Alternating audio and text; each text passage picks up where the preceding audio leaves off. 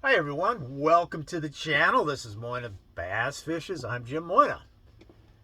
In this video, we're going to talk about my fourth day of practice here on the St. Croix River. This would be for the 2024 Champions Tour Tournament. Number 3, the third one on that tour for this year. All right, so the biggest thing to talk about for today is it's hands down the number one topic for me to discuss, and that is I found the mother lode of fish. It's like these fish are gonna freaking propel me to a top 5 finish, if not a win. And I was so excited. But, here's how it went. So I launched this morning in this backwater at this small little ramp. There's like 5 to 7 parking spots. I've got one of them. And I launch. And so I go about fishing. And I find them. I find a big major wad of quality fish, bass. And I can see them. I can see them on my Lowrance active target. I caught 3 of them. 2 of them were good ones. One was just, a 1 pounder. But I could literally see like another 30 on my active target. So, but I didn't cast it at it anymore because I wanted to save them for the tournament. So, as it turns out, so now I'm like, well, I'm going to just have to expand on this in this backwater. And so I go about fishing for a few hours. My son Jacob, he's coming to join me for practice. I don't get him in the boat too often, so that's exciting. So everything's looking awesome. And so he gets there at a little after noon, about noon 30. I think it was about noon 30. And so I'm like, all right, I'd just been hammering away in this backwater, just trying to break it down and see where I can catch fish, where I can't. Because once I catch all the fish out of that one, or once I catch all the biting fish out of that one place, I needed to have some other options in the area. So I fished that whole backwater, not the whole thing, but I fished in that backwater the whole time in the morning. So now I pick up my son. I'm like, all right, Jacob, it's time we get out on the main river and go check that out. So, and I let me say this. I've only been to the St. Croix River a couple times. The last time was, I don't know, about 6-7 years ago. I was out there sturgeon fishing with a couple of guys. But before that, it's been like 30 years. And I'd never been on this part of the river. So, anyhow.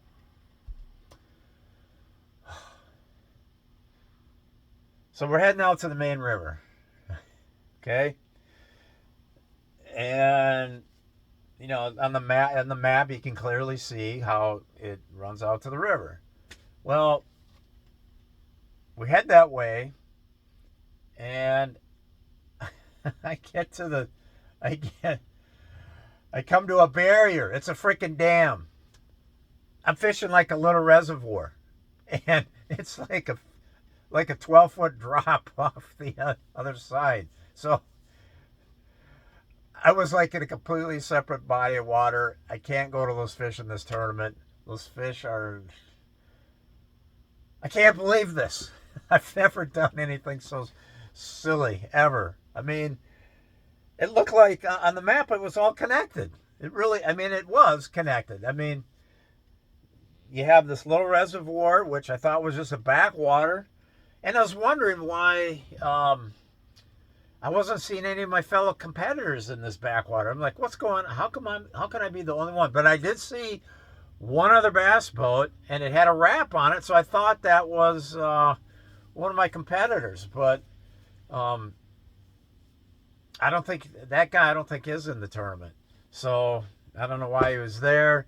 He had a YouTube setup going on his boat, so he might have been just creating content for a YouTube channel or something. I don't know.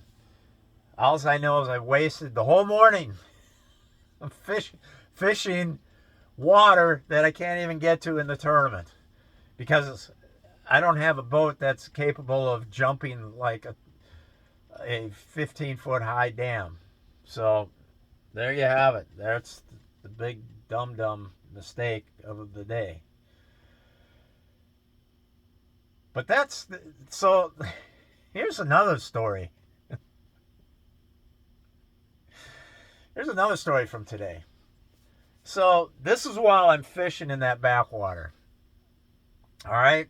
And like most reservoirs, when you get upstream, it's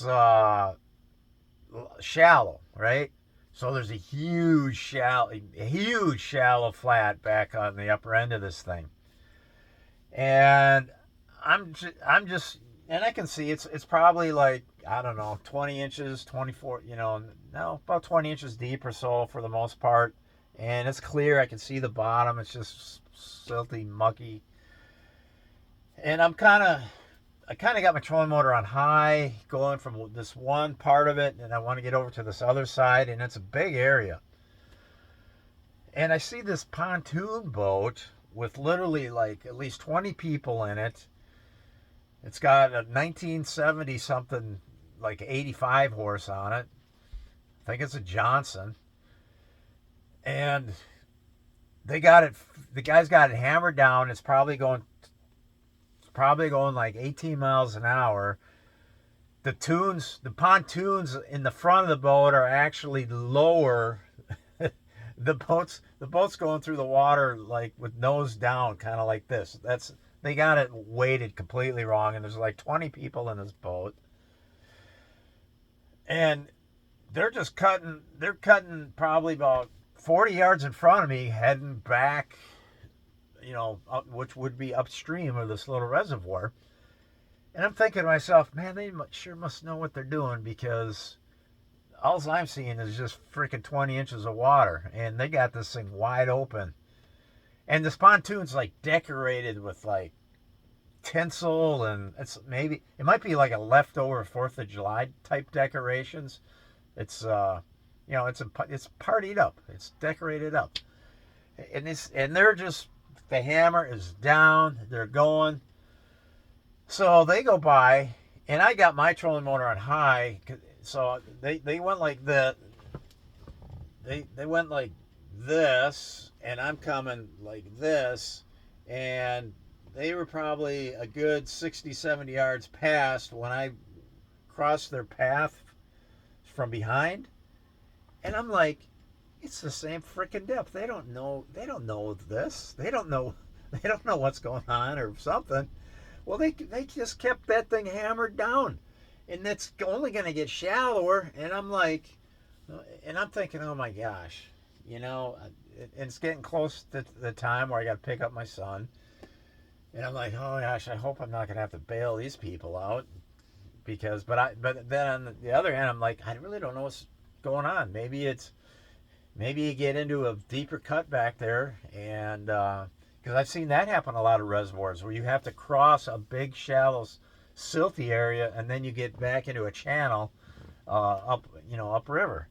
So I'm thinking, well, that must be what these people are doing. They just know they got to punch it over this flat, and then they're going to get up in this channel up there. But I don't know. I mean, what are you going to do up there when you get there? You got 20 people in the boat. So sure. So anyways, I'm still racing on the trolling motor to get to the other side of the bay, and and I'm turning back every once in a while to look to see what they're doing. And sure enough, now they're stuck. They're stuck way, and by now they're probably like at least 300 yards from me, at least. And so I'm like, you know what? If they want to shout for help, I'll go help them. But otherwise, I'm just going to keep doing my thing. And believe me, over the years, I have towed many a people. In fact, last year on Lake Mojave, I towed a jet skier probably about 5 miles on one of the practice days. But anyhow, um, but they're stuck. And then I look back, I look back again, and there's like 4 people in the water. And then I'm fishing some more, and then I look back again about a minute later, or maybe probably about 3 minutes later, and now everybody's in the boat again in the pontoon, and they start up the motor, and they absolutely freaking floor that thing, and it's not moving. I thought for sure they were gonna freaking blow that son of a bitch up, but um, then they shut the motor off again, and by now I'm getting further away, and I'm fishing, not catching anything, by the way, right where I'm at. And then I hear them start up the motor again, and then I hear a bunch of cheering. Well, they got off the mud flat or whatever they were on, and they drove right back out towards where they came from, went to the middle of the lake, dropped anchor, and that's where they sat for the rest of the time that I was in the area. And I was slightly downwind of them when they re-anchored out there. I was slightly downwind, and I think somebody had been to the local herb shop. Let's put it that way. So that kind of explains that one. Anyhow, so I pick up my son, and the rigmarole ain't done, because now we got to take my boat out of this boat landing, and then we got to go launch on the St. Croix. So we take it out of this boat landing, go over to a place called Lakeport Landing, right in Hudson, and it's full. And there's like cars circling around the parking lots. When I enter the lot, there's a it says parking enforcement right on the door of this car, and this woman's like, "Hey, it's all filled up. You're gonna have to go somewhere else." And it's literally a zoo. There's like people staging here, staging there. Every spot's taken. There's probably boats floating out there with people who can't find places to park. And the city of Hudson doesn't let you park anywhere else. They will issue a citation if you try to park on a street somewhere. From what I understood, from what the parking enforcement lady was saying. So then I'm like, okay, well, let's. The lady did tell me there's a launch down the road that it didn't show up on my Google Maps. That was down the road about a quarter mile or so, and so I head down that direction, and I don't see any signs. I don't see nothing. And sure enough, I pass, and all of a sudden I see it. There was no signs, no nothing. All of a sudden I pass it, but it looked jam full anyways. And the next thing you know, I'm on the freeway, going the wrong way, going into Wisconsin farther. So, and literally got to drive like 4 miles before you can get on a ramp and turn back around. So we turn back around, go to the Minnesota side, and go to a place called Beanie's, and that is just freaking packed. Oh my gosh, that place, I think it's been around forever, but it's really hard to navigate in that they got a small parking lot. You can park on the street for a little ways. There was like 2 guys in front of me, and I think there were 3 spots to park. So I did get a parking spot there, but it's like really tight. I mean, you can't. There's places where 2 trailers can't pass each other at the same time. But we got on the water. Oh, and it was the most money I'd ever paid in my life to launch a boat. $20 to launch my boat there. I mean, the high. I've never paid that much ever. I think the most maybe I've ever paid is well, at just early, the last few days at this other ramp, it was like $8. I don't think I've ever. I think $8 was my record, and now I broke that with 20. So tomorrow, um, that Lakeport landing, I believe's got a $10 fee. I think. I don't know for sure. I don't know where I'm launching tomorrow. Now the fish. Now, so we did finally get on the water and started fishing. The fishing was tough. We didn't catch much. We caught a few smallmouths. I caught a gar. My son caught a walleye and a smallmouth, but nothing great. Nothing that's worth going to in the tournament. And this is upstream. Upstream. We went upstream from Hudson because I've said this in my other practice videos. In the Champions Tour, they divide the fishery in half. So if they divide this river like downstream of Hudson and upstream of Hudson, I've got downstream covered. I got fish down there I can go to. Upstream, I haven't been up there until today. I didn't find anything up there that was really a must go to situation. In fact, I'm really not happy at all with what I found because we only caught a handful of smallmouths. So that's where I'll be going tomorrow, is upstream, and just trying to dial that in better, because I had better dial that in better, because I'm going to have to fish up there. I mean, right now I just assume fish downstream up for the full 8 hours, but that ain't happening. Unless if they divide the lake, Minnesota half of the river, Wisconsin half of the river, well, then I can fish downstream the whole time. But you don't know. They don't tell you how they're going to divide it until the tournament meeting the night before the tournament. And by then you're done practicing. So I don't know. It's an interesting wrinkle that they put into their tournaments, because you really have to.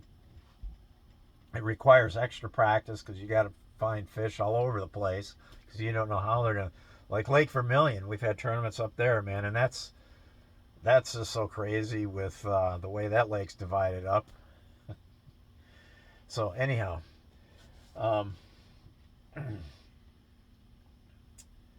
yeah, so upriver tomorrow. I don't know where I'm launching, but I do know I better get up freaking early, because that lady that was the parking spot police, she said that Parkland or Lakeport, yeah, that Lakeport ramp was completely full by 7 a.m. And oh my God, that's the other thing. There's so many freaking big, ginormous cabin cruisers out here and yachts. It's unbelievable. There's no lake in Minnesota like it, or river. The only place might be Lake. I've never fished on Lake Superior, but I'm sure there's got to be some big boats there. But man, there's just like massive, giant boats everywhere. They kick up.